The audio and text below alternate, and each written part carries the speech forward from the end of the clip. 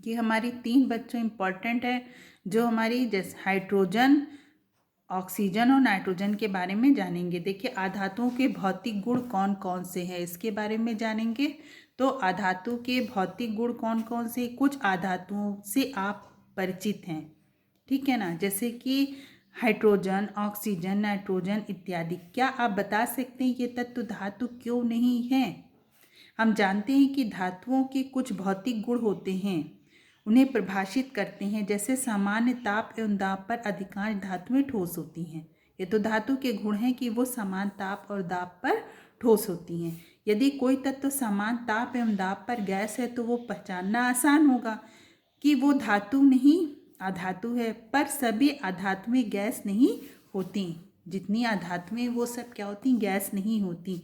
भिन्न भिन्न अधातुएं भिन्न भिन्न अवस्थाओं में मिलती हैं। जैसे ब्रोमीन, ये हमारी अधातु है, लेकिन ये किस अवस्था में पाई जाती है? ये द्रव अवस्था में पाई जाती है। एकमात्र अधातु ब्रोमीन है जो द्रव अवस्था में पाई जाती है। और carbon, iodine, phosphorus, sulphur, selenium इत्यादि अधातुएं ठोस अवस्था में पाई जाती हैं। इसको ध्यान रखिएगा बच्चों, ठोस अवस्था में पाई जाने वाली अधातुएं हमारी कौन सी हैं? जैसे carbon, iodine, phosphorus, sulphur, selenium इत्यादि अधातुएं ठोस अवस्था में पाई जाती है। कार्बन का एक अपर रूप जो है हीरा, वो कठोरतम तत्व है। कार्बन का एक अपर रूप हीरा है ना, वो उसका एक कठोर रूप है।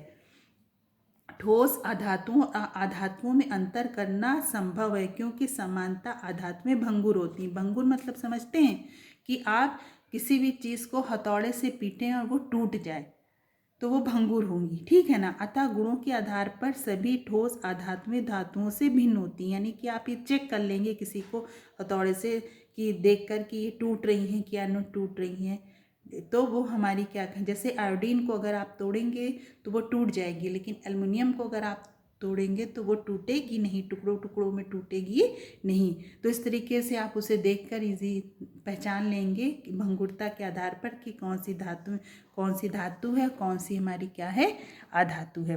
अब यही नहीं, आधातुएं ना तो आधातवर्धनीयता दिशा दिखाती हैं, ना ही तन्यता और ना ही ध्वनि उत्पन्न करती हैं।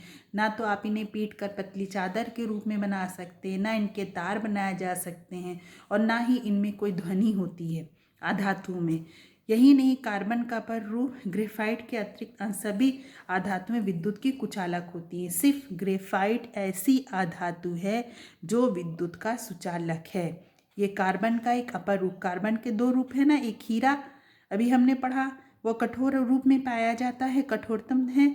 और कार्बन का एक अपर रूप ग्रेफाइट है जो विद्युत का सुचालक है, यानी इसमें कंडक्टिविटी है, लेकिन बाकी अधातुएं जो होती हैं वो विद्युत की कुचालक होती हैं। इसी तरह कार्बन का अपर रूप हीरा के अतिरिक्त अन्य सभी अधातुएं ऊष्मा की कुचालक होती हैं। ये भी इम्पॉर्टेंट, इनके सारे फिजिकल स्टेट आप देखकर इजी पता लगा सकते हैं कि कौन सी धातु है, कौन सी अधातु है।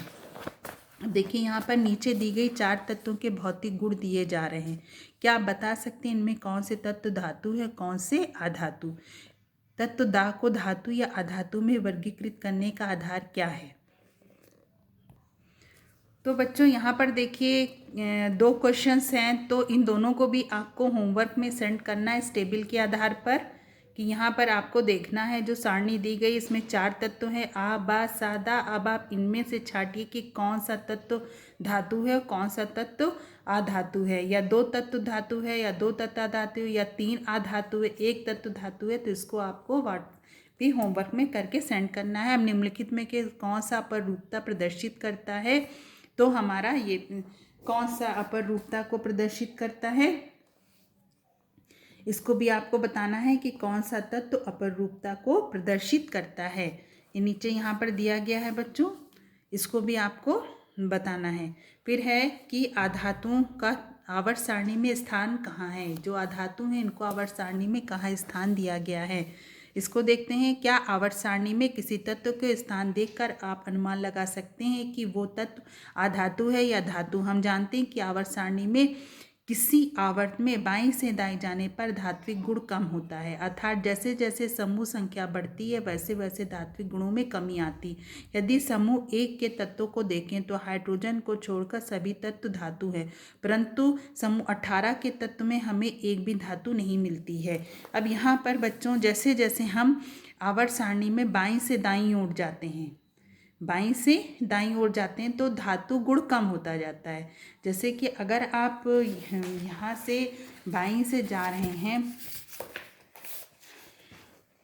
हमारा मान लीजिए lithium, beryllium, boron, carbon, nitrogen, oxygen, carbon, nitrogen, oxygen, fluorine, neon. अब यहाँ पर देखिए ये दोनों तो धातु में है, लेकिन यहाँ से धीमे धीमे यहाँ से ऐसे जाने पर क्या हो रहा है, धातु के गुण कम होते जाते हैं, अधात्विक गुण बढ़ते जाते हैं। और अगर फर्स्ट ग्रुप में हम जाते हैं बच्चों तो हाइड्रोजन को छोड़कर lithium, sodium, potassium, rubidium, caesium, francium, ये सारे हमारे क्या हैं, ये सारे हमारे धातु हैं, हमारे धातु हैं। तो यानी आवर्त सारणी में बाएं से दाएं जाने पर धात्विक गुण कम होते हैं, अर्थात जैसे जैसे समूह की संख्या बढ़ती वैसे वैसे धात्विक गुणों में कमी आती।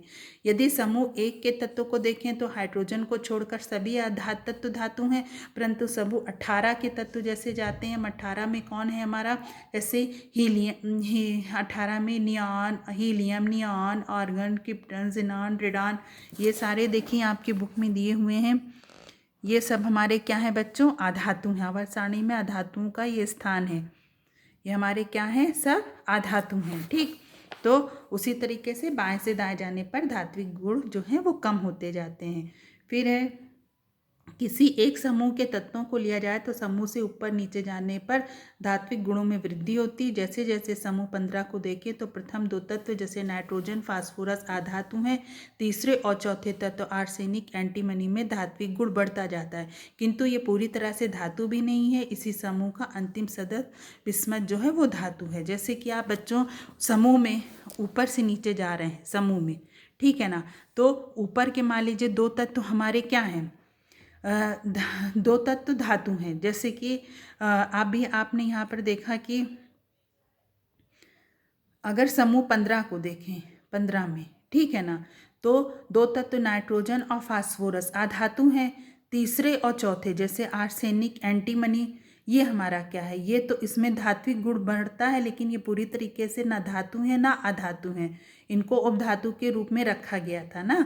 फिर किंतु ये पूरी तरीके से धातु नहीं में, और बिस्मथ को लें तो ये फिर हमारा क्या है, ये अंतिम सदस्य है इस समूह का, और ये क्या है, ये इसमें धात्विक गुण हैं। बिस्मथ क्या है, इसमें धात्विक गुण पाए जाते हैं, यानी कुछ गुण ऐसे होते हैं जो केवल धातुओं के द्वारा दर्शाए जाते हैं, जबकि कुछ गुण केवल आधातुओं द्वारा। किंतु ऐसे तत्व भी हैं जो धातु आधातु के बीच का लक्षण दर्शाते हैं।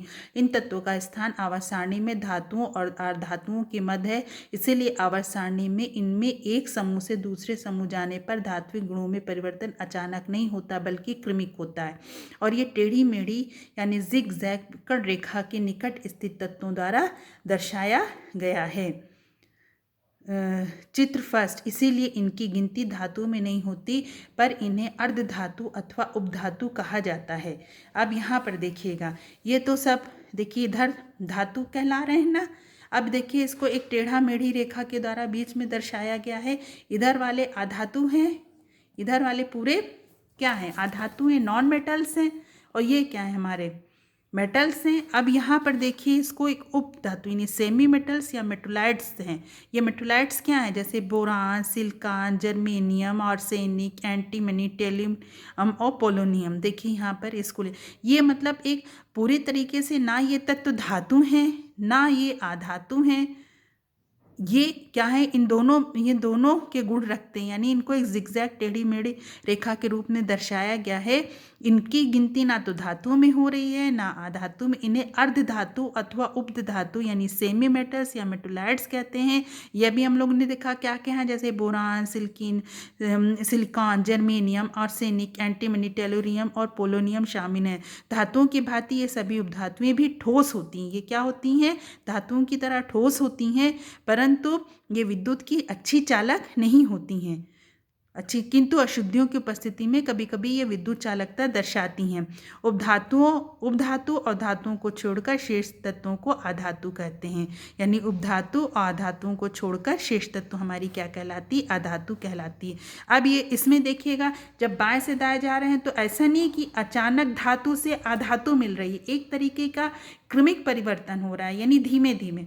यानी कि ये जो बीच में जो हमारे तत्व हैं, इनमें कुछ गुण धातु के हैं, कुछ अधातु के हैं, कुछ मेटल्स के, कुछ नॉन मेटल्स के। तो यहाँ पर एक आपको क्रमिक परिवर्तन मिला, ये नहीं कि एग्जैक्ट जस्ट आपको धातु के बाद अधातु मिले। तो ये भी एक बढ़ता हुआ अधातु का बढ़ता हुआ एक क्रमिक परिवर्तन यहाँ पर हमको देखने को मिला। तो बच्चों यहीं तक मैं अपने लेसन को पढ़ा रही हूँ, इसको अच्छे से पढ़िएगा और समझिएगा, और आप लोग होमवर्क को सेंड करिए, अपने नोट्स को कंप्लीट करिए। ओके बच्चों, टेक केयर, बाय बाय।